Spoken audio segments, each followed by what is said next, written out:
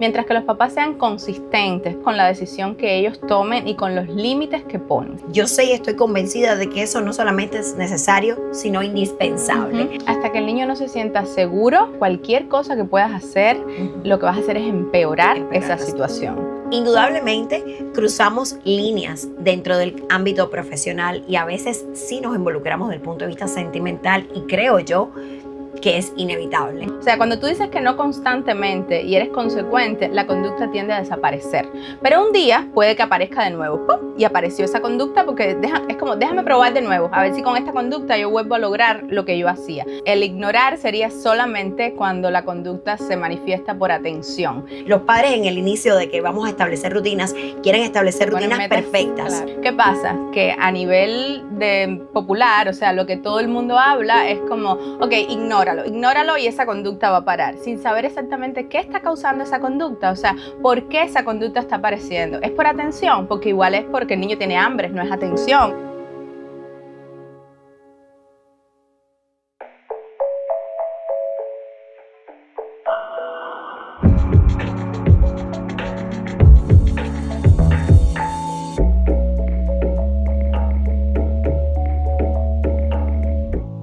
Bienvenidos a Brain Talk with Liz, una semana más juntos. En el día de hoy me siento sumamente orgullosa y tengo hasta una cierta nostalgia porque tengo a una muchacha acá que fuimos compañeras en el preuniversitario.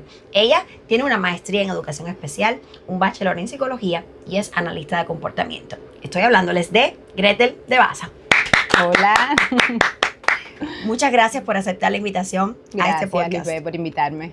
De verdad creo que tienes algo muy interesante que compartirnos y se trata acerca de tu conocimiento como analista de comportamiento, tu base de psicología aplicada a la educación especial y en el aula y pues tu rol como mamá. Muy importante. Si yo te preguntara cuál ha sido tu mayor reto, ser mamá o ser analista de comportamiento, ¿qué dirías? Sin duda, ser mamá, o sea, sin cuestionamientos, totalmente. Y lo veo en tus retos diarios y cómo lo explicas. Háblame un poquito acerca de tu rol en la maternidad y tu rol como analista de comportamiento y cómo integras. Mira, siempre algo que siempre le digo a los papás, porque muchas veces todo el mundo piensa porque uno ha estudiado, porque uno tiene una teoría, pues puede hacer las cosas mejor. Y sí, evidentemente hay cosas que las vas a hacer mejor, pero somos mamás y todas caemos en la misma situación cuando estamos delante de nuestros niños, cuando estamos desbordados emocionalmente.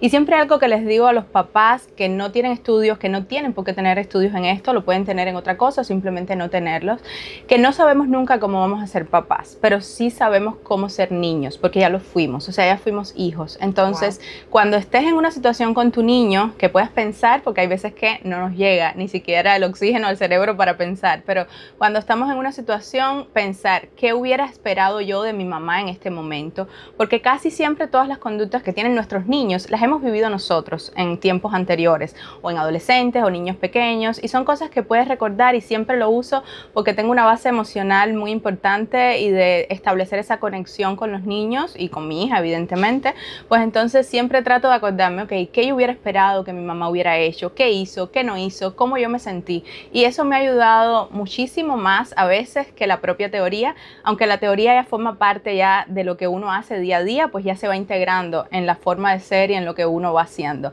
Pero sí, el reto existe, es bien fuerte y independientemente de toda la teoría que tengamos, pues a veces nos vamos a desregular completamente nosotros también como papás y vamos a hacer cosas que después nos vamos a arrepentir, que vamos a decir, ¿por qué hice esto? No tenía que haberlo hecho, o nos vamos a ir a llorar a otro cuarto por lo que hicimos y son cosas que van a pasar, o sea, somos humanos y todos estamos expuestos a que esto suceda. Son muchas emociones y muchos retos y mucha responsabilidad la que tenemos cuando estamos criando un niño. Es bien complicado. Es que ser padre es un crecimiento y un aprendizaje constante. Total. Así que como también lo es ser terapeuta y también conocer personas, dinámicas, familias y todo esto está ahí precisamente para enriquecernos. Gretel, ¿cómo te inspiraste? ¿Cuál fue tu motivación para convertirte en analista de comportamiento? Mira, cuando estaba en psicología estudiando en la Universidad de La Habana, la asignatura de conductismo todos la odiábamos, que era algo demasiado con el niño, o sea, no tenía en cuenta las emociones del niño, no tenía en cuenta la conexión con el niño, era como 1 más 1 es 2 y no hay más nada, o sea, no vemos más nada. Sin embargo, sabíamos que tenía resultado, pero aún así no nos interesaba a nivel teórico. Cuando yo llego a este país, empiezo a trabajar en otra cosa que no tiene absolutamente nada que ver con tema de psicología ni con tema de ABA, pero empiezo a investigar en qué podría yo, con mi bachelor en psicología, poder insertarme. Me encuentro con este ABA, que ya tenía amigas que habían pues empezado un poquito, abierto el paso de haber empezado a estudiar esto, y empiezo a preguntar y pues empiezo a ubicarme, ¿no? Y dejé mi trabajo, yo siempre lo digo, o sea, empecé a ganar casi cero, me daba posiblemente para la gasolina del mes, pero empecé a ubicarme y a insertarme porque al final era lo que yo quería. Y siempre pensé, y siempre lo digo porque es algo que me llama mucho la atención de mí, o sea, de mí misma. Cuando yo empecé a ser terapeuta, porque no empecé como analista, yo pensé que eso no me iba a gustar, simplemente porque traía la experiencia de cuando estudiamos conductismo y lo veíamos muy asociado al ABA. Cuando yo empecé siempre dije, bueno, yo quiero convertirme en analista de conducta, poder crear los planes, hacer las evaluaciones, las intervenciones más centradas en la parte más teórica, pero no en la parte de trabajar con un niño.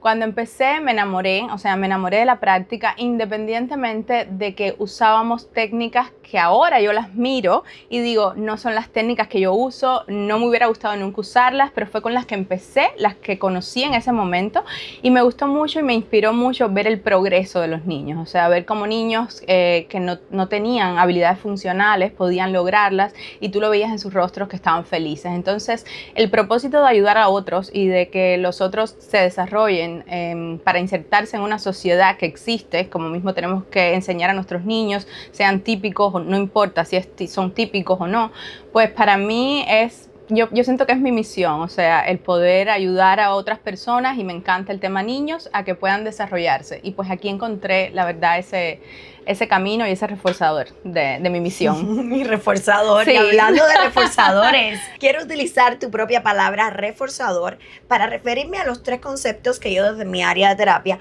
considero que son importantes y además he visto que son hasta cierto punto efectivos. Uno de esos es el reforzamiento positivo, la otra es, digamos, el reforzamiento negativo o castigo y la otra es el plan de ignorar. Si esos son los 3 principios básicos del ABA, ¿cómo puedo yo explicarte que estoy en desacuerdo con ignorar a un niño o su comportamiento? Ok, bueno, primero, en lo que estabas, o sea, sí son los 3 principios básicos, reforzamiento, castigo y extinción, como se llama ignorar a nivel popular, pero realmente ignorar es solamente uno de las 4 partes de esta extinción, o sea, el ignorar sería solamente cuando la conducta se manifiesta por atención. ¿Qué pasa? Que a nivel popular, o sea, lo que todo el mundo habla es como, ok, ignóralo y esa conducta va a parar, sin saber exactamente qué está causando esa conducta, o sea, por qué esa conducta está apareciendo. ¿Es por atención? Porque igual es porque el niño tiene hambre, no es atención. Entonces, estamos hablando de que como analistas de conducta, eso es una de las principales herramientas que tenemos y de las principales funciones de analizar por qué está ocurriendo esta conducta.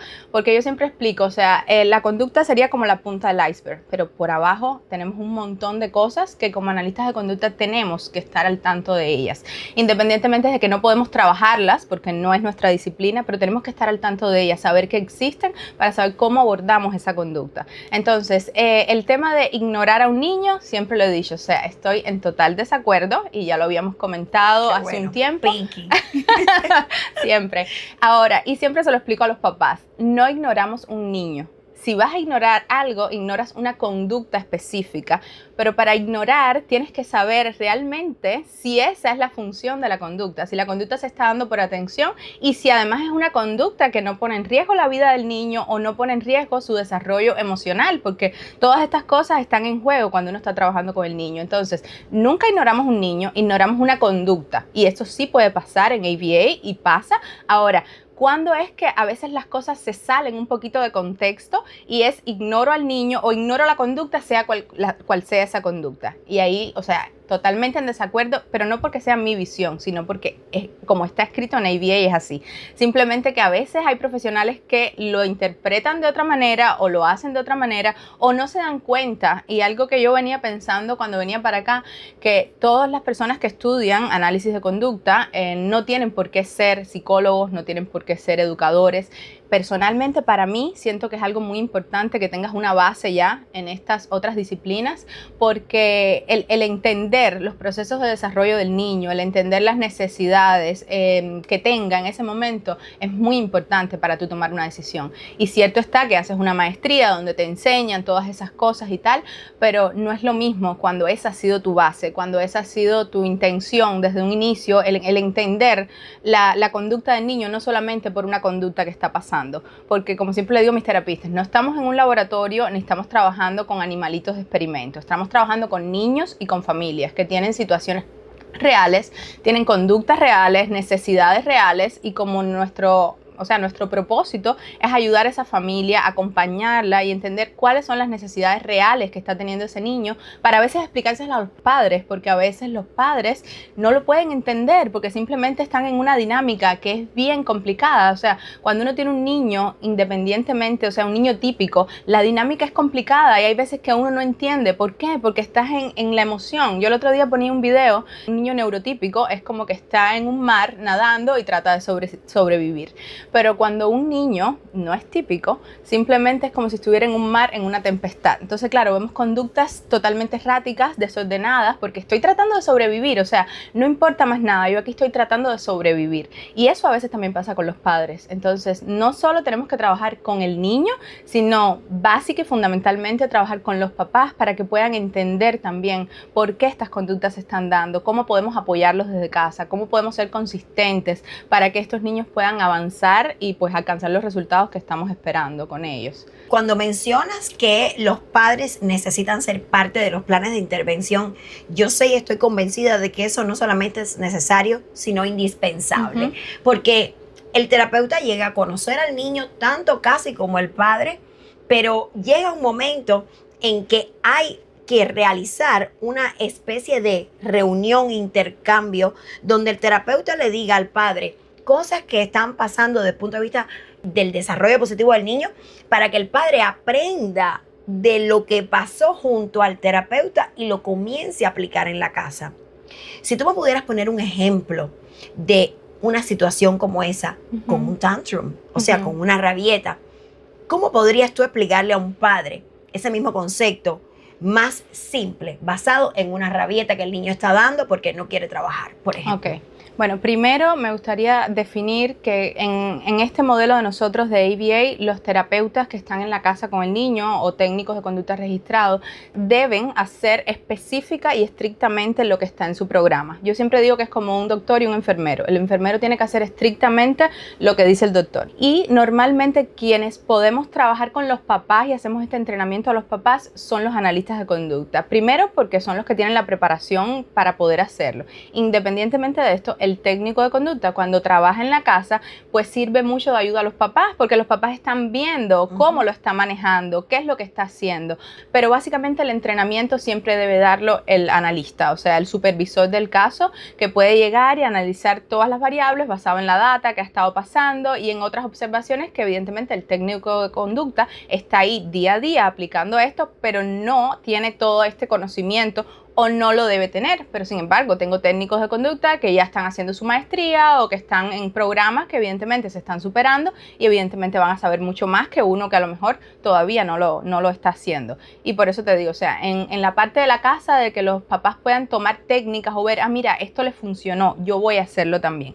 ¿Qué pasa con eso? Y con esta pregunta siempre es una pregunta que se hace muchísimo, ¿cómo manejo un tantrum, por ejemplo? Sí, es muy común. Es una pregunta muy común y yo siempre digo que es difícil de responderla, porque como en la mayoría de las disciplinas, o sea, una talla no es la misma para todos. Y como te decía al inicio, yo tengo que saber qué fue lo que me desencadenó esa conducta, porque puede ser que la conducta sea porque yo le quité el plátano al niño, o puede ser porque el niño le dolía la barriga y yo no lo sé y el niño está teniendo un tantrum, o puede ser porque el niño todavía no puede hablar y no me puede decir algo que le está pasando o que le está molestando. Entonces, básicamente, y siempre se lo digo a los papás, como papás, uno tiene que crear, y como mamá fundamentalmente, porque siento que tenemos más intuición con el tema de los niños, pero hay muchos papás por ahí que también la tienen, pues entender, o sea, el dedicar tiempo con tu niño, el estar tiempo con tu niño, te va a hacer ir entendiendo qué cosa es lo que está pasando, por qué mi niño está llorando. Hay veces que no lo vas a saber, evidentemente, pero en la mayoría de las veces tú vas a poder saber por qué mi niño está teniendo este tantrum. Entonces, de ahí viene la respuesta que tengamos como papás. Siempre, y es algo que siempre le digo a los papás, porque a veces tengo papás en sesiones que cuando el niño empieza un tantrum, ellos me miran como, ¿qué hago? ¿No? Claro. Y yo siempre les digo, o sea, a veces el niño tiene un tantrum porque no quiere hacer algo, y era una actividad que ya teníamos definida que íbamos a hacer, lo habíamos hablado, un niño verbal, tal. Y empezamos, y el papá se queda como, no quiere interrumpir la terapia, pero a la vez siente que su niño está llorando, y eso es como el sonido más fuerte que podemos sentir como papás a la hora de salir a defender, a ver qué es lo que está pasando. Y yo siempre les digo, lo puede abrazar, o sea, lo puede abrazar, le puede dar un beso, le puede dar cariño, pero él tiene que completar esto porque fue en lo que quedamos. Entonces, yo siempre digo, tenemos que validar esa emoción, tú tienes que saber como niño que yo como mamá estoy aquí, que yo como terapista no tengo por qué ser una figura aversiva en tu vida, pero que hay límites. Y como hay límites en la casa, hay límites en las sesiones de terapia. Y como mismo ahorita me preguntabas con mi niña, hay veces que mi niña tiene conductas que también, o sea, a veces me verán por ahí por la calle, a lo mejor alguien dirá, y ella es la que es analista de conducta, y yo me río porque digo, ay Dios mío, o sea, menos mal que no tengo puesto el cartelito ahora, porque si no me van a decir qué está haciendo la niña. Pero o sea, los niños van a tener las conductas, no es que no las van a tener, incluso cuando los niños reciben terapia, no es que las conductas no van a desaparecer, o sea, no van a desaparecer, ahora deben ir disminuyendo, pero ¿cómo van disminuyendo? Cuando el niño va adquiriendo más habilidades. ¿Qué pasa con un niño pequeño y con las rabietas? O sea, los niños pequeños no tienen habilidades emocionales, o sea, no las tienen, ¿no? Pero ¿cómo se lo vamos a pedir si a veces nosotros como adultos no la tenemos? O sea, no la tenemos. Cierto. Entonces, claro, en los adultos es aceptado, pero en adultos es aceptado que te griten, que te digan algo un día porque yo estaba molesto, pero un niño no puede hacerlo. ¿Por qué? Porque está bajo tu mando, porque es más repetidas las veces, evidentemente, porque ellos vienen con toda esa carga emocional, pero sin herramientas ninguna. Entonces, nos toca a nosotros como papás ir enseñándolos a que ellos tienen que aprender a regularse, evidentemente, y aquí estoy hablando de niños típicos, o sea, niños neurotípicos, niños neurodivergentes, estoy hablando de cualquier niño, o sea, simplemente niño. Como papás tenemos que primero, o sea, tratar de ver qué está pasando, pero tratar de calmarlo. Si tú no calmas al niño primero y ese niño no se siente seguro, ese niño no va a entender nada ni va a aprender nada. O sea, es que si su cerebro está en estado de alerta, totalmente, obviamente no existe ninguna apertura a la razón. Totalmente. Y eso no funciona a nivel de pensamiento, sino a nivel de químicos. Totalmente. O sea, si tu cortisol está elevado, no hay manera de que tú puedas tener una apertura para razonar que vamos a esperar o que tenemos que gestionar una cierta actividad en ese momento. Hasta que el niño no se sienta seguro, o sea, cualquier cosa que puedas hacer, lo que vas a hacer es empeorar esa situación. Cuando tú logras que ese niño se calme, entonces tú puedes hablar con él. O sea, ya él puede entrar en un estado en que él puede pensar. Pero para el niño en ese momento, y siempre lo ponemos así, está en un estado que es como tener un león delante, y yo tengo que mandarme a correr, yo tengo que huir o tengo que fajarme. O sea, una de los dos. Entonces, y yo te estoy diciendo ahí cómo tenías que haberlo hecho o por qué lo hiciste así. O sea, no es el momento, simplemente no es el momento. Entonces, no lo va a entender. Como técnica, cuando un niño tiene una rabieta, principalmente como intervención antecedente, vamos a decir que los papás puedan conocer un poquito más a sus niños y saber qué cosas son detonantes de esas rabietas. Uno ya va sabiendo cuando tiene niños, cuando es el tuyo, todos los días, qué cosas tú sabes que van a detonar una rabieta. Entonces, tratar de disminuir todas esas cosas, evidentemente. Y como yo te decía, muchas veces los papás, o como por un tema cultural, queremos más intervenciones que sean cuando me pasa, ¿qué yo hago? Porque es lo mismo, o sea, tengo un dolor de cabeza, yo quiero un ibuprofeno. Yo no quiero pensar que es que tengo que dormir más para que no me duela la cabeza. Yo necesito algo porque yo necesito solucionarlo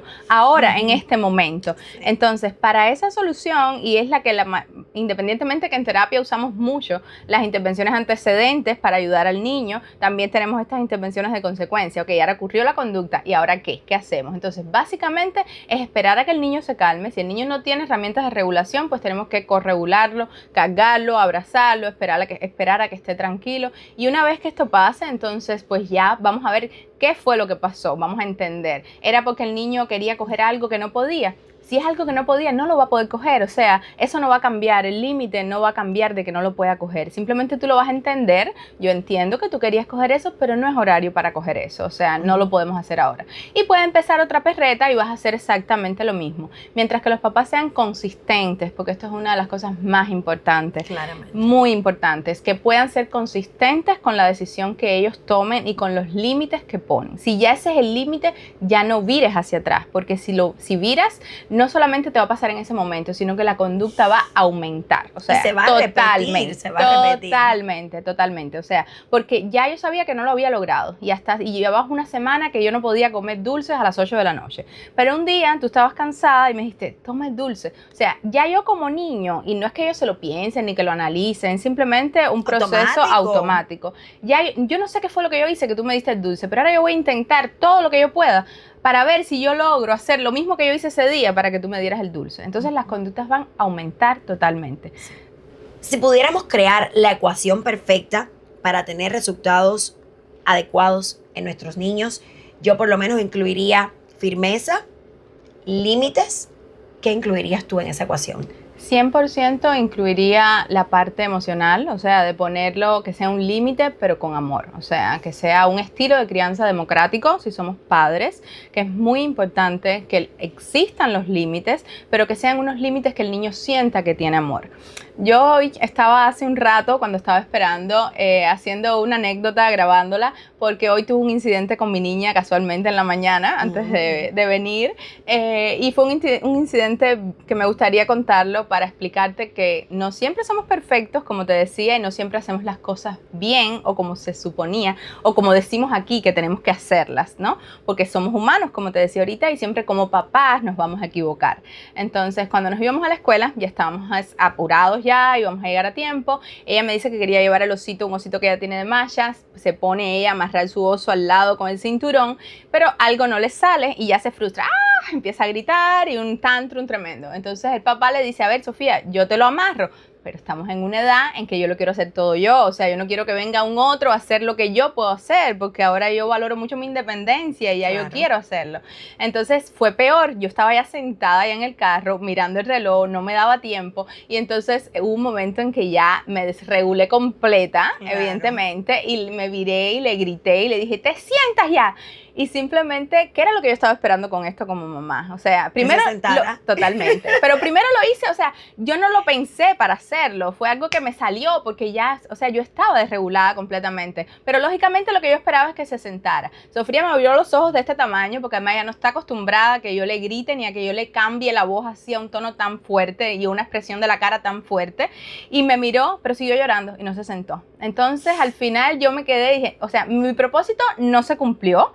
Y además de eso le agregué una carga emocional negativa a mi relación con ella, a lo que siempre tenemos, y no se cumplió el objetivo. Entonces tuve que pasar otra fase de bajarme del carro, agarrarla por atrás, sentarla en su asiento. Ella estaba llorando, o sea, porque además no quería sentarse, ella quería volver 100%, pero le dije, tenemos que irnos, o sea, no te puedo explicar ahora, tenemos que irnos. La amarramos así llorando, nos fuimos, de momento me dice, mamá, me vomité, porque claro, con toda aquella gritería, o sea, no vomitó, Dios pero sí, mío, como que se le salió algo por ahí, y entonces empezó a calmarse poco a poco. Yo empecé a hablar con ella y a decirle, mira, lo que pasó estuvo muy mal, o sea, yo entiendo que tú querías amarrar a tu osito, yo entiendo que no te salió, ahí está el osito al lado tuyo, y mamá también se desreguló cuando pasó esto, mamá te gritó, mamá te dijo esto, eso no se debe hacer, o sea, mamá también lo hizo mal, porque realmente no se hace así, pero teníamos que llegar a la escuela, Sofía, y eso no puede cambiar, o sea, la escuela teníamos que llegar en un horario y no vamos a cambiar por eso. Cuando nos bajamos del carro, ella estaba regulada, ella se me abrazó, y entonces yo la conozco, o sea, es mi hija, y estaba como que se sentía con pena, estaba como sintiéndose triste por lo que había pasado. Y yo le dije, mira, o sea, yo te amo muchísimo, nada de lo que tú hagas ni de tus comportamientos va a cambiar este amor que yo siento por ti, pero simplemente lo que pasó hoy no estuvo bien. Eso no quiere decir que yo no te quiera, mi amor. Un besito, que tengas muy buen día, y entró a su escuela. Entonces, después que pasan esas cosas, uno se siente muy mal. Claro. Porque, o sea, yo no estoy acostumbrando, claro, yo no estoy acostumbrada a hablarle de esa forma. O sea, nunca en la vida, nunca en la vida. Y ella siempre ha sido una niña bastante enérgica en sus protestas. o sea, siempre ha sido una niña bastante enérgica y yo trato de cuidar mucho los antecedentes con ella, de hacerle horarios visuales para que ella sepa qué es lo que va a pasar, porque le gusta tenerlo todo bien organizado, de si yo sé que ella va a tener hambre, yo trato de cuando voy a buscarla a la escuela llevarle algún snack en el carro para que ella no se ponga, porque lo que es hambre y sueño todavía la desborda muchísimo. Es que esos son a todos dos elementos. Pero bueno, con no esa edad no logran todavía, o sea, su cerebro no está completamente desarrollado y evidentemente no logran. No hay control. Cero. Entonces, quería hacerte esta anécdota porque al final lo que te quería comentar es eso. O sea, había un límite que era que teníamos que llegar y ese límite tenía que cumplirse. O sea, yo lo voy a cumplir con amor, con cariño, pero si te tengo que sentar, aunque sea en ese momento a la fuerza, con amor, no te estoy dando un golpe, no te estoy haciendo algo. O sea, y por eso te puse el ejemplo también. Ahí le agregué algo que yo no se lo agregaría a la ecuación, que fue el grito que di, pero lo di. O sea, te lo cuento como algo que realmente humano, puede pasar humano, en una situación. perfecto, claro. Y a la vez también pienso que como niños, yo veía una psicóloga hace un tiempo que decía que cuando estuviéramos leyéndole a nuestros niños, cuando ellos estén empezando a leer, teníamos que a veces confundirnos en algo que leíamos, para que ellos entiendan que no solamente ellos se confunden, porque los niños siempre nos ven a los papás como que somos perfectos. Claro. Y es importante también que ellos vean que nosotros también nos pasan cosas, siempre y cuando evidentemente no le dañen, vamos a decir, ni físicamente ni emocionalmente, que llegue a un punto que lo dañemos. Pero también es importante que los niños entiendan que nosotros a veces también estamos mal, porque es parte de ser humanos y de que ellos entiendan que no solamente ellos se desregulan, que a nosotros nos pasa también. Es perfectamente humano y es algo que le puede pasar a cualquier mamá y a cualquier papá. Y no va en el caso de Sofía, va en el caso de cualquier niño que tenga la edad de ella, porque ellos tienen la habilidad de ser bien insistentes en sus deseos, en sus demandas y en sus decisiones. Entonces, una de las cosas más, yo diría que predominantes en la población de niños de esa edad son ese tipo de rabietas derivadas de cosas que no puedo hacer por mí mismo o por mí misma, y precisamente porque estoy buscando llegar a eso que yo he aprendido de manera directa o de manera indirecta, que es mi autonomía y mi confianza. Entonces pienso que también humanizaste el mensaje que le diste a ella, porque ella no se quedó con un regaño, se quedó con la frase de mamá te ama, no importa lo que haya pasado. Y además le añadiste una frase muy importante: tenemos que hacer lo que tenemos que hacer. O sea, los límites están ahí. No podemos flexionar los límites. Y eso que tú has dicho tiene absoluto sentido. El otro día estaba escuchando a una mamá que estaba explicando, me gustó mucho su metáfora. Metafóricamente dijo que si tu niño viene 8 veces a decirte lo mismo, y tú fallas a la número 9, tu niño va a volver a empezar el ciclo hasta que llegue a 8. Totalmente. Y si fallas en 100, vas a volver a empezar el ciclo como si fuera el 1 y no como si fuera el 101. Totalmente. O sea, es cuando ya definimos ya un límite, sea el que sea, y cuando un día fallamos, pues la persona va a buscar qué fue lo que yo hice ese día diferente. Si tú me habías dicho ya que no, o sea, cuando tú dices que no constantemente y eres consecuente, la conducta tiende a desaparecer. Pero un día puede que aparezca de nuevo, ¡pum!, y apareció esa conducta porque es como, déjame probar de nuevo, a ver si con esta conducta yo vuelvo a lograr lo que yo hacía. Ahora, en este caso, yo lo estoy haciendo y si un día no fui consistente, ya sabemos como niños, porque ya te digo, es automático, vamos a volver a hacer, como decía esa mamá, todas estas otras conductas, porque yo sé que en algún momento lo voy a lograr. Entonces, no va a parar, va a ser un ciclo sin fin y por eso siempre hablamos con los papás. Si el límite no lo vas a poder mantener, no lo pongas. O sea, es muy importante esto. Es mucho más sencillo no poner el límite que poner límites inalcanzables. Y es una de las cosas que también converso con las familias. Cuando estoy en las reuniones dinámicas de asesorías y me encargo de darles mensajes acerca de cómo organizar los horarios, establecer rutinas, los padres en el inicio de que vamos a establecer rutinas, quieren establecer rutinas perfectas. Y establecen a las 5 el snack orgánico, a las 6:30 la merienda, no sé qué cosa, a las 7. Y yo trato siempre de llevarlos a la realidad y decirles, vamos a trazarnos metas reales.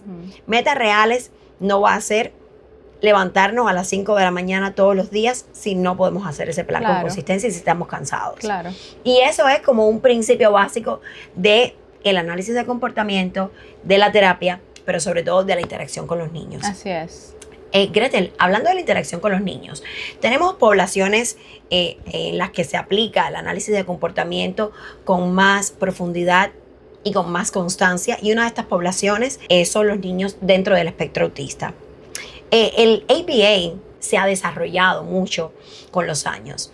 Antiguamente el ABA fue hasta censurado por muchas de sus prácticas que no eran del todo éticas, para pasar a un ABA hoy día mucho más humano, mucho más sensible y mucho más respetuoso. En el pasado, ABA censuraba comportamientos de los niños autistas como aletear, que son comportamientos, sabemos que de autorregulación. No lo hacen porque estén buscando atención, no lo hacen porque están buscando ayuda, lo hacen muchas veces porque es su forma de calmar la metáfora tuya de ahorita, ese mar, esta tempestad. Ese mar en tempestad. Pero quiero que me des tu opinión acerca de el avance de la ciencia o de la disciplina de ABA, de análisis de comportamiento, dentro del autismo. Mira, en 1960, que es cuando surge todo este movimiento de ABA, era simplemente, lo hiciste, muy bien, toma un chocolatico, toma una cosita o good job, o sea. Podemos poner un video de eso. Vamos a poner un video de eso. Tengo un excelente ejemplo de un analista de comportamiento aplicando ese discrete trial, que es el nombre de la intervención, y me gustaría que observaran cómo este analista de comportamiento suministra comida a esta niña para lograr el contacto visual. Y de contacto visual vamos a hablar después de esta pausa. Hi, Marty. Marty, touch my ear. Good boy. Marty, touch my ear. First step in getting control over Marty was inducing him to imitate simple gestures on demand, like clapping his hands. Marty, clap your hands. Clap your hands. Marty, clap your hands. Clap your hands. Marty, clap your hands. Marty, clap your hands. Marty, clap your hands. Marty, good boy. Dr. Hewitt rewarded him with candy only if he responded with the correct imitations. Marty, The candy encouraged Marty to repeat the gestures whenever he was cued. touch my ear. Touch my ear. Touch my ear. Yeah, touch my ear. Come on. Come on. Marty, touch my ear. Come on. Marty, touch my ear. Marty, touch my good boy. Marty, touch your nose. Marty, touch your nose. Marty, touch your nose. Good boy. En este video se evidencia tal cual lo que estabas explicando. Ahora quiero escuchar tu perspectiva.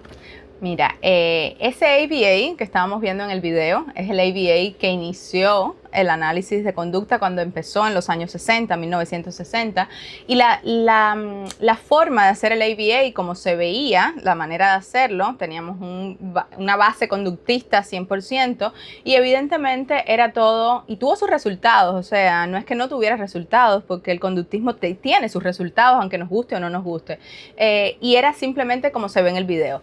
Tienes que aceptar esta, lo hiciste, yo te doy una consecuencia, que en este caso casi siempre son reforzadores. Usaban mucho tema comestible, una galletica, un chocolatico o una cosita que fuera muy, vamos a decir, que estuviera muy vinculada a las necesidades básicas del niño.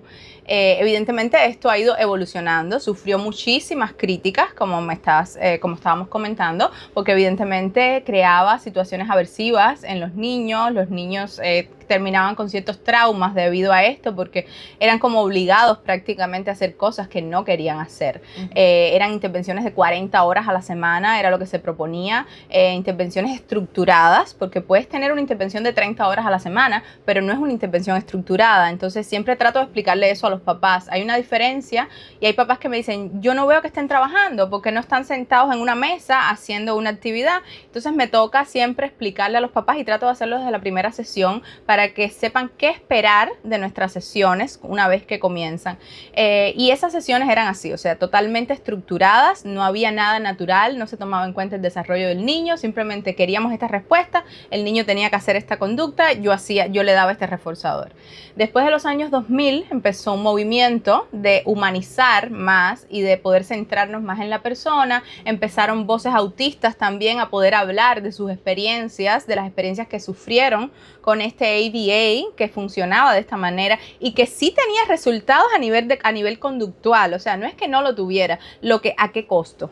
Es donde siempre lo explico. O sea, ¿a qué costo teníamos este resultado? Había resultados desde el punto de vista de comportamiento. Pero había, digamos, laceraciones, afectaciones a nivel de autonomía. Emocional y a nivel de trauma, digamos. Totalmente. Entonces, se trata ahora después del 2010, o sea, no hace tanto tiempo. Realmente por eso la disciplina todavía sufre muchísimas críticas porque es muy reciente. O sea, es una disciplina que lleva muy poco tiempo, de que empezó a hacerse prácticas de afirmación de la neurodiversidad y entonces empiezan nuevos enfoques, se trabaja más en lo que el niño necesita y más en aumentar comportamientos o conductas positivas o habilidades y no tanto en disminuir todos estos comportamientos negativos, que era en lo que se basaba el ABA anteriormente en los años 1960, 1980, en todo ese tiempo. Entonces, evidentemente, han aparecido muchos autores que han hablado y han explicado y hecho estudios de cómo podemos hacer una práctica que sea más humanizada, que sea basada realmente en las necesidades del niño y guiada y centrada en el niño, ambas cosas. Entonces, o sea, sí ha avanzado muchísimo, sin embargo, todavía se siguen viendo prácticas en la actualidad que continúan con este enfoque anterior, o sea, con el enfoque más estructurado, de las sesiones más estructuradas, de las sesiones con mucho DTT, que por eso te comentaba, cuando yo inicié ABA en 2016, lo usábamos así de esa manera, o sea, eran sesiones bien corticas, eran sesiones de 2 horas máximo, no eran 2 horas sentados en una mesa, porque teníamos breaks, pero sí eran sesiones bien estructuradas, y así yo empecé con ABA pensando que así funcionaba, lográbamos muchos resultados en los niños, ciertamente, o sea, era conducta verbal lo que trabajábamos, pero cuando yo tenía un post hace poco que decía como cuando mi BCBA de ahora se encuentra con la BCABA del pasado, con la terapista del pasado, como hay cosas como tendencia que está ahora de ya esto no lo hago así, ya esto, hay muchas cosas, o sea, hay tantas cosas que he cambiado de mi práctica y evidentemente me lo ha dado el aprendizaje de aprender, de estudiar nuevos estudios que han salido, pero también el tener una niña me ha ayudado muchísimo, o sea, el ser mamá te cambia mucho la perspectiva en cómo tú haces la terapia, porque no hay forma de que uno no vea a su hijo en todos los niños con los que trabaja. O sea, eso me parece no poético ni nada, me parece tan real. Sí. Si tú tienes delante de ti un niño con un diagnóstico que da un tantrum, que pelea, que se golpea, ¿tú también ves a tu hija en ese niño? Pues 100%, Liz. Cada vez que veo un niño con una situación así, me atrapa la parte emocional, o sea, no lo puedo evitar, y creo que hay un capítulo de Grey's Anatomy que está una doctora y dice que ella no puede trabajar con niños porque es muy emocional y se involucra mucho con los casos, y el director le dice, por eso precisamente estás trabajando con niños, y para mí fue algo que me ayudó un poquito a sentirme mejor, porque a veces yo sentía eso, que me involucraba demasiado emocionalmente en los casos, y estaba en mi casa por la noche acostada y estaba pensando en, ¿y qué podría hacer? Y cómo le funcionaría mejor, y a veces sentía como que estaba más en la parte emocional que en la parte teórica o profesional, pero simplemente, o sea, por los resultados que he visto me he dado cuenta que funciona, o sea, funciona 100%, los niños lo sienten, lo pueden percibir y se sienten más seguros en la terapia a la hora de hacer, de desarrollar y ponerse a hacer todas las actividades que le estás poniendo, tienden a hacerlas mucho mejor cuando tú confías en ellos y tú le estás dando ese valor de tú puedes hacerlo y le das la confianza, que cuando tú estás aquí parado como yo soy profesional, déjame ver qué tú vas a hacer. Entonces, son dos posturas diferentes. Todo en la vida ocurre. Hay posturas pasivas, posturas activas, pero pienso que en terapia un buen terapeuta debería ser siempre proactivo en la mesa, en el Así es. piso o en el centro de terapia. Y no me refiero a proactivo a realizar, digamos, acciones que conlleven movimiento. Ser proactivo también puede implicar tu mensaje hablado. Ser proactivo puede implicar la energía y la confianza que tú tengas en ese niño. Así Porque, ¿cómo te explico que los resultados mejores los obtengo con niños a quien yo le digo, confío en ti? Indudablemente cruzamos líneas dentro del ámbito profesional y a veces sí nos involucramos desde el punto de vista sentimental y creo yo que es inevitable. Tengo un caso de un niño que completamente no verbal, llevo varios años trabajando con él en terapia. Sin embargo, a mí me ha pasado muchas veces que estoy en mi casa antes de dormir y pienso en cómo puedo ayudar a tal niña, cómo puedo ayudar a tal niño para que hable, para que se comunique, para que gestione sus frustraciones, para que logre hablar, comunicarse con su familia.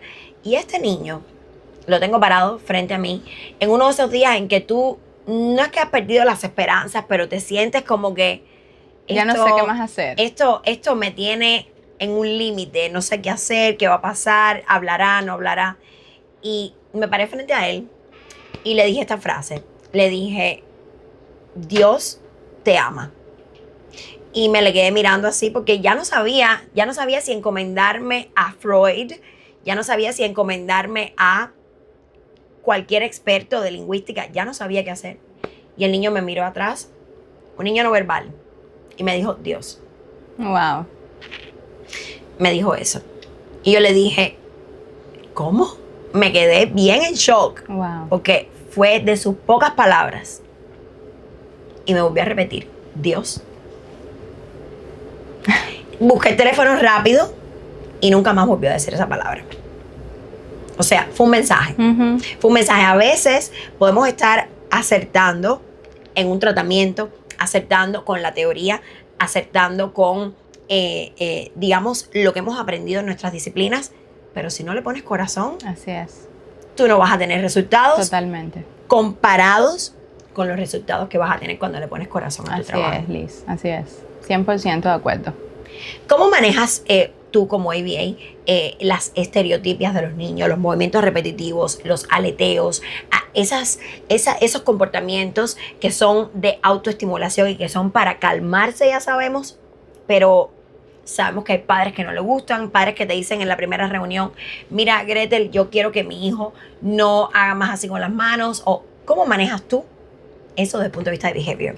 Mira, lo primero es entrenar a los papás, o sea, tenemos que hacer un entrenamiento con los papás para que entiendan por qué están pasando estas conductas y si realmente son importantes, o sea, qué tan importante es eliminar esta conducta cuando estamos hablando de un niño que a lo mejor todavía no puede hablar, no puede socializar, no puede hacer funciones de la vida diaria y los papás muchas veces se centran en estas conductas porque realmente los hacen diferentes y es lo que siempre me dicen, es que se ve diferente mi niño cuando está en un grupo, yo no quiero que se burlen de él, yo no quiero que se rían porque lo esté haciendo. Y lo puedo entender como mamá, uno no quiere que a su niño lo miren mal de ningún tipo. Ahora, sí me toca explicarles que son conductas para autorregularse, para calmarse y que es como que yo me estén picando mucho este brazo y que me digas no te rasques, o sea, pero me está picando, yo necesito hacerlo, o sea, son conductas que necesitan hacerlas para regularse. ¿Qué hacemos muchas veces cuando realmente la conducta está afectando al niño a nivel social? Porque vamos a decir que es un niño o un adolescente y sí está todo el tema de que la sociedad tiene que entender, la sociedad tiene que aceptar, pero eso no pasa de un día para otro y en ese tiempo que no pasa, ese niño está sufriendo y puede sufrir de bullying o puede sufrir de otras cosas o de rechazo social en la escuela. Entonces, cuando eso pasa y esas conductas están afectando al niño a este nivel, entonces trabajamos con el niño para ayudarlo a que pueda tener otro tipo de conductas que satisfagan la misma necesidad. Vamos a decir que si la conducta es aleteo, yo le voy a enseñar a que haga algo con las manos, que siempre nos ayudamos mucho con los terapistas de ocupacional, porque no es nuestra disciplina, o sea, no somos nosotros los que sabemos qué función está cumpliendo esa conducta, yo no lo sé. O por la práctica, por el día a día, puedo imaginarme más o menos por dónde va y trato de ayudar mucho con intervenciones antecedentes, hablar mucho con los papás de actividades físicas que pueden hacer, pero realmente ahí tiene que entrar un terapista ocupacional a decirnos, mira, este niño está pasando esto porque necesita autorregularse en esta área, necesitas a lo mejor ponerlo en una pelota y que salte en la pelota 10 veces para que logre obtener esa satisfacción y logre regularse, porque además si no lo haces no te va a trabajar bien, o sea, voy a estar 4 horas en una sesión y a lo mejor voy a sacar 30 minutos si ese niño no está regulado, entonces no es el objetivo. Mi objetivo es que ese niño esté calmado, que ese niño esté regulado, pero que se sienta bien, o sea, que pueda hacerlo. Entonces nunca las cortamos, o sea, es algo que siempre trabajo con todos mis terapistas. Cuando esas conductas ocurren, a no ser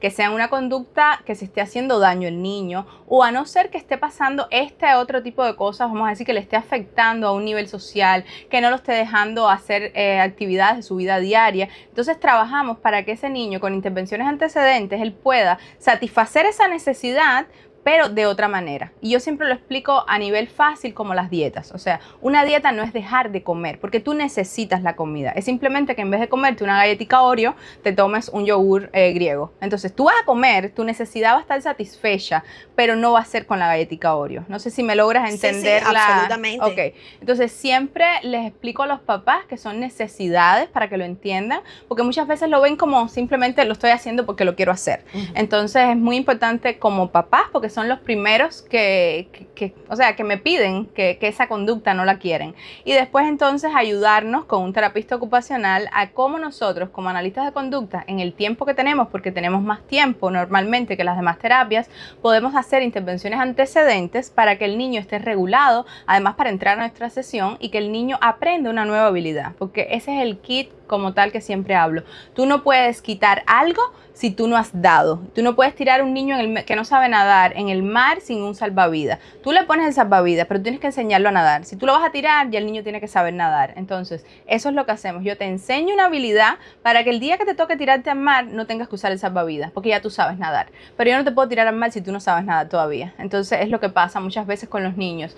No tienen la habilidad, pero los padres quieren que no haga esto. ¿Pero qué hago entonces? O sea, yo necesito resolver esta necesidad que tengo. Entonces, tratando de llevárselo mucho con ejemplos que ellos puedan entender, que les sean fáciles, y cuando lo entienden realmente se calman ellos también y que aprendan a que la sociedad puede decir otra cosa. Yo con mi niña cuando era pequeña, yo le ponía el arreíto que le ponen a los niños acá y eso fue un tema polémico porque a veces niños en la tienda le decían a los papás, mamá, pero esa niña es un perro, que la llevan así. Y yo decía, mira, o sea, y me daba risa porque yo estaba muy segura de lo que estaba haciendo, no tenía ningún problema con eso. Simplemente para mí era un tema de seguridad, tanto para ella que estaba aprendiendo a caminar, sobre todo, que se me caía, yo podía alarla, no se me daba un golpe, y también para que ella se sintiera independiente, pero a la vez yo estaba controlando. Entonces era mi manera de poderlo hacer, pero son cosas que no todo el mundo le gustan, hay papás que no les gusta, y está bien, o sea, cada cual tiene que buscar las técnicas o los métodos que a ellos les funcionan, pero siempre enfocándonos en el bienestar del niño. Son de estas cosas, siempre lo pongo en contexto, o sea, siempre los pongo a que sean ellos quienes me digan qué cosa es lo más importante, o sea, qué es lo que tú prefieres con esto vas a lograr esto, para que tomen ellos decisiones informadas, o sea, que tomen una decisión, porque muchas veces lo hacen porque no saben, o sea, no tienen por qué saberlo, porque lo que simplemente ven es cómo yo hago esto, cómo hago que no lo tenga, porque yo no quiero que mi niño tenga esto, y no se dan cuenta cuál es el basamento científico de desarrollo que tiene este niño por el cual está haciendo esta conducta. Si tú fueras a decirme 3 elementos que desde el punto de vista del comportamiento, por ejemplo, definen que un niño se puede aportar mejor, no vamos a decir bien, pero que pueda tener un comportamiento más factible, adaptativo a la sociedad o a la situación, ¿qué 3 herramientas del comportamiento pondrías de manifiesto? Yo creo que 3 son muy poquitas. O sea, y siempre cuando voy con los papás, siempre le digo que tenga un buen descanso. Un niño que no está descansado es un niño que va a estar desregulado. Que tenga una buena alimentación, y sabemos que estos son pilares difíciles de cumplir muchas veces en la población con la que trabajamos, de niños con autismo o con alguna necesidad especial, porque tienen temas biológicos que ya vamos con totalmente, temas que ya van más allá de lo que yo como papá quiera lograr o pueda establecer una rutina o le pueda dar la alimentación. Que tengan actividades al aire libre y ejercicio físico coordinado en el caso de que sean niños neurodivergentes, o sea, que sean niños, la actividad física no es lo mismo para un niño típico que para un niño neurodivergente, funciona diferente, ellos necesitan más estructura. Un niño típico puede salir al parque, jugar y se regula. Un niño neurodivergente sale al parque a jugar y a lo mejor llega peor que como fue. ¿Por qué? Porque no tuvo ejercicios estructurados para lograr esa regulación. Y quiero hacer una pausa ahí desde el punto de vista terapéutico también y explicar que la problemática del niño que es neurodivergente en el espacio exterior es que tiende a repetir sus comportamientos y sus estereotipias afuera. Por ejemplo, si este niño generalmente aletea, va a comenzar a aletear en círculos y eso, lejos de aliviarlo, lo que le asume es una carga sensorial. Exactamente. Si es un niño que le gusta correr, va a comenzar a correr en forma de círculos hasta que caiga desvanecido al suelo. He visto esos casos, que de tanto correr, ya pierden su control, su fuerza, su equilibrio, su balance y comienzan a desestabilizar otras áreas, como el área vestibular, como el área de propiocepción. Y entonces es un tema importante lo que acabas de decir. Si todo el mundo entendiera ese principio, haríamos actividades más estructuradas para nuestros niños autistas en el aire libre. ¿Qué pasa? Que necesitamos también una persona que sea experta, como deben ser los terapeutas ocupacionales, para que también nos informe. O sea, uno hace y uno intenta hacer actividades, pero hace poco hicimos una terapia conjunta con una terapista ocupacional, con unos niñitos que tenemos, y nos estaba explicando, porque nosotros en ese momento decíamos, bueno, es que lo sacamos al aire libre, hacemos esta actividad, la montamos en el columpio y sin embargo la conducta aumenta. Claro. Y nos decía, claro, hay un punto, o sea, que es muy sensible y es muy difícil de estar ahí siempre, el punto de equilibrio. Cuando pasa ese punto, vamos a decir que el niño está desregulado porque no tiene esta estimulación y la necesita, esta estimulación sensorial. Se la das y entonces pasa de aquí a aquí, en un minuto. O sea, pasa completo. Entonces, lograr ese punto de equilibrio es difícil y por eso es que un profesional que esté bien educado en cómo lograr esta integración sensorial en los niños, que sé que no son todos, porque no es la educación que reciben de integración sensorial todos los terapistas ocupacional, que logre saber y decir, ok, vamos a hacer 10 push-ups en el piso o vamos a montar en el columpio solamente 5 veces y después tienes que hacer esto otro. Y le ponen al niño una cadena de ejercicios que los regulan, o sea, lo logran mantener siempre en este punto de equilibrio, que es donde siempre queremos estar. Y para mí es la palabra clave, el equilibrio. El equilibrio. 100%. Has mencionado a los terapeutas ocupacionales y es importante que la audiencia esté al tanto de que existen protocolos específicos preparados por los terapeutas ocupacionales que se llaman dietas sensoriales, que lo preparan terapeutas que están educados en el área de regulación sensorial y ellos preparan este tipo de protocolos que incluyen, por ejemplo, eso que has mencionado tú, 10 sit-ups, 4 push-ups y, por ejemplo, y una vueltita a la silla. Y con eso se sabe que el niño regula su sentido tal y a partir de ahora está preparado para enfrentar la próxima actividad. Exactamente. Y eso es individualizado, muy importante porque hay niños que necesitan más actividades de fuerza y otros niños no la necesitan. O sea, entonces está muy definido qué es lo que necesita cada niño en ese contexto. Pues ya te he dicho, o sea, sueño, alimentación, actividades al aire libre y con propósito de regulación. Y la otra parte que no menos, al contrario, o sea, el tema de en la casa, yo siempre digo que tiene que haber un adulto, ya sea mamá o sea papá principalmente, que son las figuras de cuidado principales, que piense que su niño es lo mejor del mundo, que se lo demuestre, que le provea ese afecto a ese niño y que esté enfocado en cubrir sus necesidades emocionales y mantenimiento de límites. O sea, yo creo que con esas 5, por eso te dije, me dijiste 3 y tengo que poner estas anteriores porque siempre que hablo y siempre yo recuerdo que voy a una cita con el doctor y el doctor me decía, ¿haces ejercicio? Y yo decía, ¿pero por qué me pregunta esto si yo vengo a una cita de ginecólogo? O sea, y es que evidentemente, o sea, somos un sistema que todo está conectado, absolutamente todo. Y por eso es tan importante que tengamos todas estas áreas cubiertas para entonces poder centrarnos en si es un tema de habilidades, poder enseñar esta habilidad. Si yo no tengo estas áreas cubiertas, esa habilidad no se va a procesar correctamente. Gretel, si tuvieras que darle un consejo a los padres del otro lado acerca de cómo escoger un terapeuta de comportamiento que sea bueno, que sea adecuado, ¿qué 3 elementos no podrían dejar de tener en cuenta? Ok, muy buena pregunta. Y este es mi criterio a partir de la forma en que nosotros vemos la terapia de ABA también. Primero, le diría que busquen un terapeuta que esté informado con todos los estudios recientes que existen y que las decisiones que proponga o tome sean basadas en hechos científicos y que siempre tomen en cuenta la posición de los papás, o sea, que los incluyan a ustedes en cómo vamos a hacer los objetivos y qué objetivos vamos a trabajar con el niño, que estén centrados en el niño, o sea, que su práctica vaya liderada por el niño en las sesiones y que simplemente no les prometan soluciones mágicas porque no existen ni en esta área ni en ninguna. Cada niño tiene su proceso, cada niño va a ir a su ritmo, aún tenga el mejor terapista que pueda tener. Entonces, cuando tengan a alguien que sea una solución mágica, no existe. O sea, serían los consejos que le daría, los 3 principios. Durante los últimos años, la disciplina de ABA ha tenido grandes ganancias. Ha desarrollado nuevos principios, ha detectado errores del pasado y los ha corregido para modificar esta intervención. Pero quiero saber si tú, como analista de comportamiento, cambiarías algo de lo que tenemos ahora y cómo ves el desarrollo de esta disciplina en el futuro.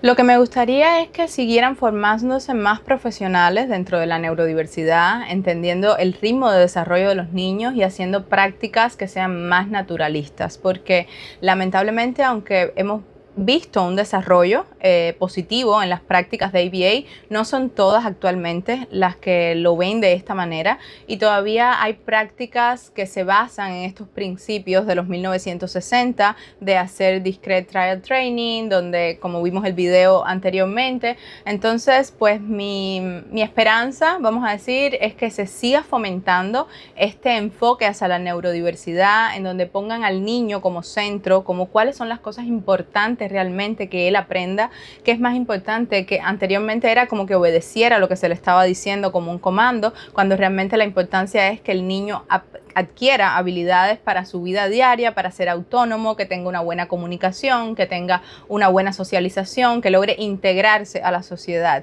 Entonces todavía nos falta muchísimo por llegar ahí, estamos en ese camino, por suerte hemos logrado avances, pero ya te digo, es una disciplina bastante nueva que todavía lleva más estudios y que todos los profesionales podamos unirnos en esta misma técnica o esta misma disciplina. Es verdad, Gretel, muchísimas gracias por tu tiempo, gracias inmensas por compartir tus experiencias con nuestra audiencia y sobre todo gracias por ponerle corazón a tu trabajo, porque por profesionales como tú tenemos muchos más niños en buenas manos. Gracias. Por profesionales como tú que le da un entrenamiento basado en la neurodiversidad a nuestros niños, se les respeta. Y por entrenamientos como el tuyo, creo que tenemos más oportunidades de tener futuros adultos autónomos. Así es. Y felices. Así es. Muchísimas gracias. Gracias. Quiero bendiciones para tu hija. Gracias por Gracias. aceptar nuestra invitación. Y a ustedes del otro lado, ya escucharon un mensaje importante. Un buen terapeuta es aquel que respeta la teoría, respeta la práctica, pero sobre todo le pone el corazón a la disciplina. Nos vemos una semana más en Brain Talk with Liz.